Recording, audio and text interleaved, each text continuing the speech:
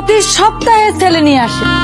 এই মেয়ে, এই বাসা থেকে বের হও। এই সকাল সকাল আমার বাসার সামনে কাল লাগেনি ধুরা সাপ অজগর, কি ব্যাপার কি? আর পেটলি পেটলি কারে ডাকেন? হ্যাঁ কারে ডাকেন আপনি? তোর মতো পেটলি তো আর এই এলাকায় কেউ নেই, তুই ছাড়া। এই জন্য তো তোকে পেটলি বলছি। আর কোথা থেকে বানায় নিয়ে আসছিস কে জানে। শোনেন, না জেনে না বুঝে কোনো ধরনের কোনো কথা বলবেন না। আমাকে জানা বাকি আছে তোর ঘরে কি আজে বাজে সাউন্ড হয়, তোর ঘরে কে কে আসে না আসে, সব তো প্রতিদিনই তো লাইন লেগে যায়। নিচে এসে তুই টাকা গুনিস, সেগুলোকে আমরা চোখে দেখি না? আমরা চোখে খুশি লাগায় থাকি? আমরা সব দেখি। আচ্ছা খালাম্মা, বাসায় কি খালুজান থাকেন? কেন থাকবে না?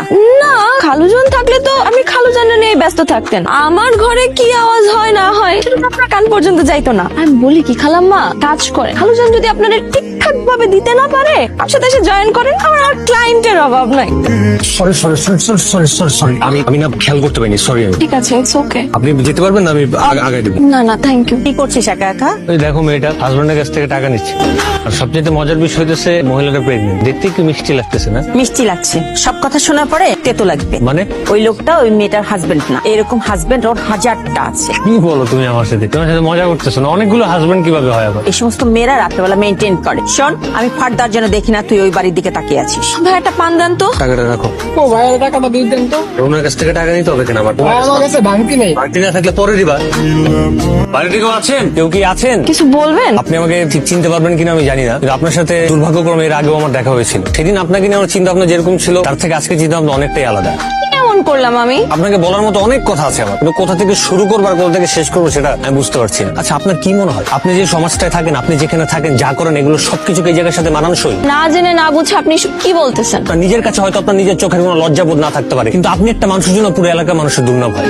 মানুষজন লজ্জায় একজন আরেকজনের সাথে কথা বলতে পারে না। আপনার হয়তো সৌভাগ্য ভালো যে আমি আপনাদের এলাকাতে আগে থেকে থাকি না, নাহলে আপনার এই রূপটাও আমার দেখতে হতো না। যেহেতু আপনি নিজে থেকে এত কিছু করতে পারতেছেন, আশা করি আপনার মাথায় এইটুকু বুঝার জন্য এই জ্ঞানটুকু আছে যে আপনি যে কাজটা করতেছেন এটা এখানে আর করা যাবে না। ভালো লাগছে। তো খুবই ভালো, যেহেতু আমার এই কথাগুলো আপনার ভালোই লাগছে, তাহলে এবার নিজের একটু শুধরে ফেলেন ব্যাস। আহা, কথা ভাল লাগে নাই, আর তোমারে ভাল লাগছে। ক্রাশ খাইছে। কি ধরনের কথা মানে শোনো, আমি আমার বাচ্চার জন্য অনেক দিন ধরে একটা শক্তপোক্ত বাপ খুঁজতেছিলাম। আর আমার বাচ্চা আজকে থেকে তোমার বাচ্চা, তুমি আমার বাচ্চার বাপ। কি বলেন আপনি? সব উল্টাপাল্টা কথা বলেন। আমি কেন আপনার? তুমি আমার বাচ্চার বাপ হবে না মানে? আমার তোমার এত পছন্দ হয়েছে, জানো এই এলাকায় না সব যেগুলো পোলা আছে সব মেন্দা মারা। তোমার মতন এরকম স্মার্ট হ্যান্ডসাম আর সুঠল পুরুষ আমি এর আগে এই এলাকায় দেখি নাই। সুতরাং আমি চিন্তা করছি যে আমার বাচ্চার বাপ একমাত্র হলে তুমিই হইতে পারবা। আর যদি তুমি আমার বাচ্চার দায়িত্ব নিতে না চাও, তাহলে আমি এখন থানায় যাব। থানায় যাই তোমার নামে মানহানির মামলা দিব। এই যে বাড়ি বয়ে আসছো আমার সাথে ঝগড়া করতে, এই জন্য মানহানির মামলা দিব। ওসিরে বল আমার গর্ভে সন্তান থাকা সত্ত্বেও আমার স্বামী আমার ভরণ পোষণের দায়িত্ব